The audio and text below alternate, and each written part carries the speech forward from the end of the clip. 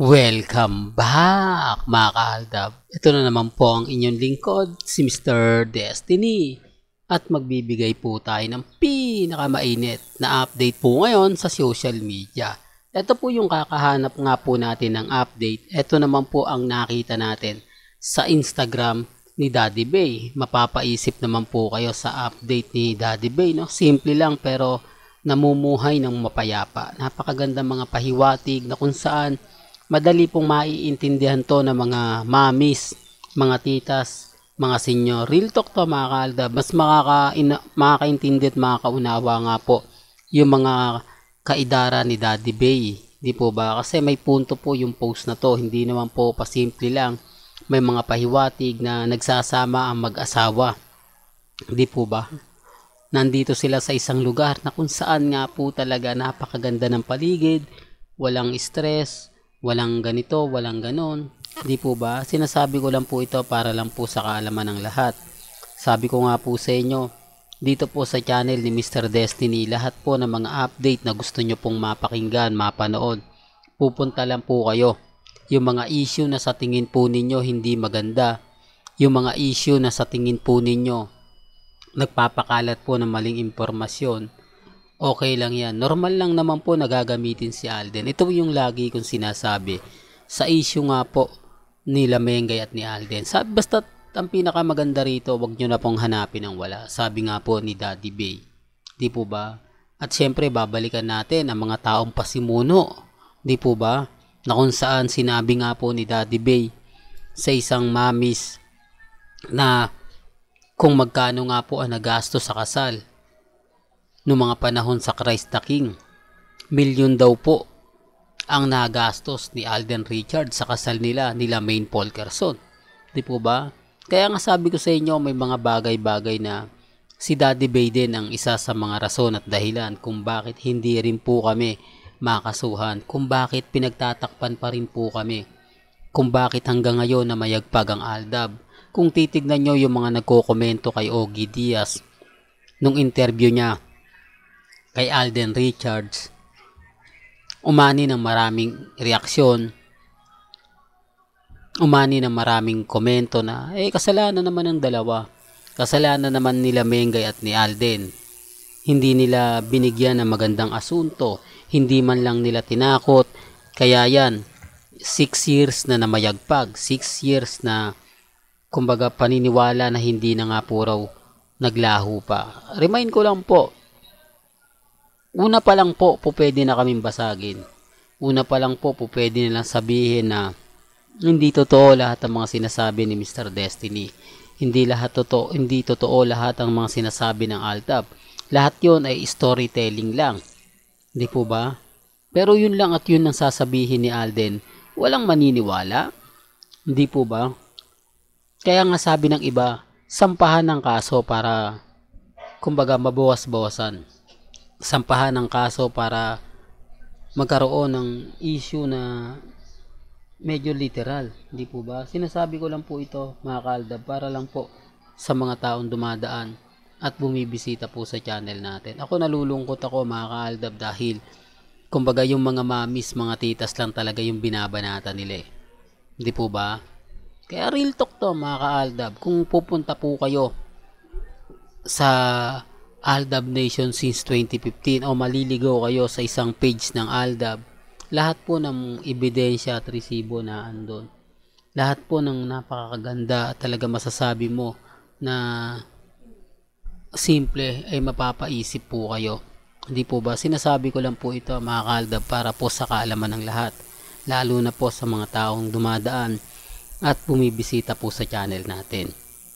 Real talk mga kaaldab, remind ko lang po at sasabihin po nila na ayan si Mr. Paasa.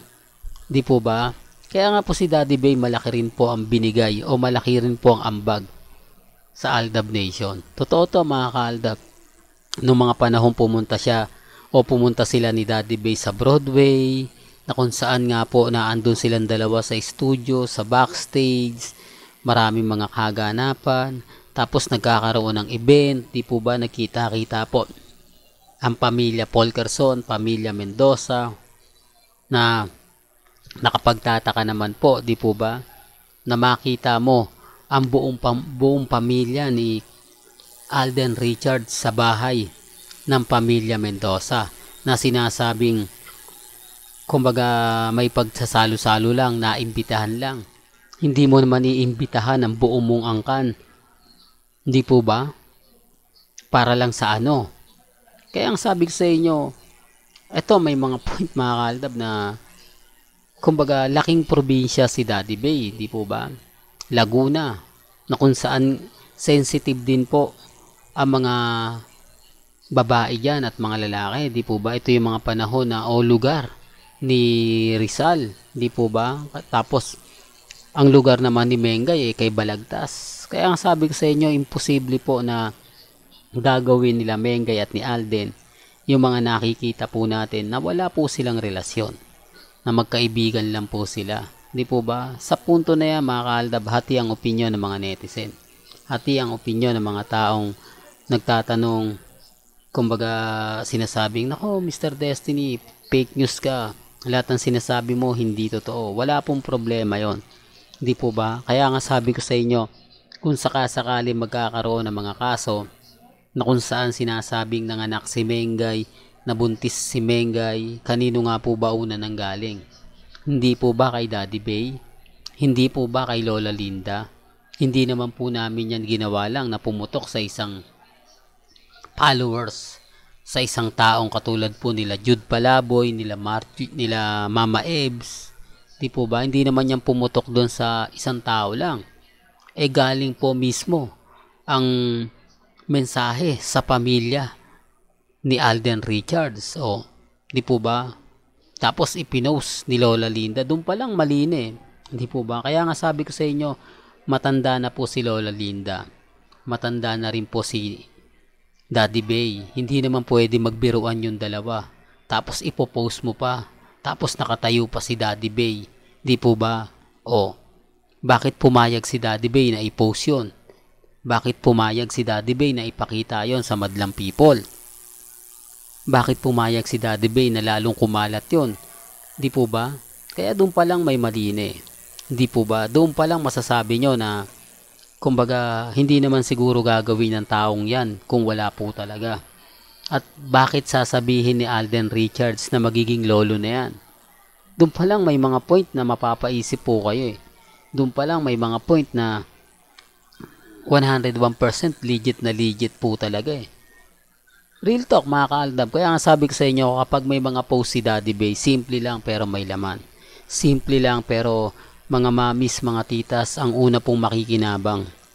Kaya nga po yung mga millennial na ngayon o yung mga 2023, 2024, hindi po nila alam yan. Wala po silang alam dyan. Kaya sabi ko nga po sa inyo, hindi po rin po uubra kahit ano pong gawin nila. Hindi pa rin po uubra yung mga pananaw na sa tingin po nila may ganito, may ganyan.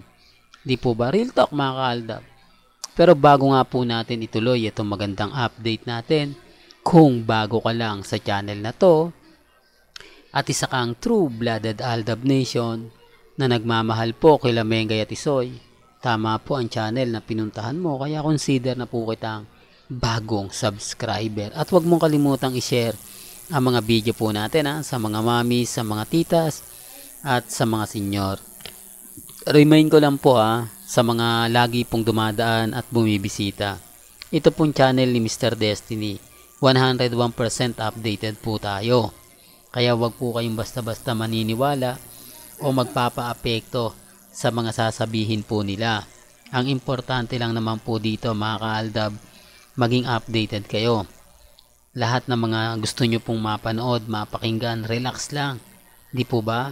Darating po yung point mga kaaldab, tayo naman po ang wagi. Tayo ang panalo. Hayaan nyo lang po sila. Hayaan nyo lang yung mga sinasabi na si Mengay hindi ganito, si Mengay hindi ganon. Di po ba? Wala pong pilitan. Basta kung ano lang po yung paniniwala nyo, nire-respeto ko po yan at ginagalang.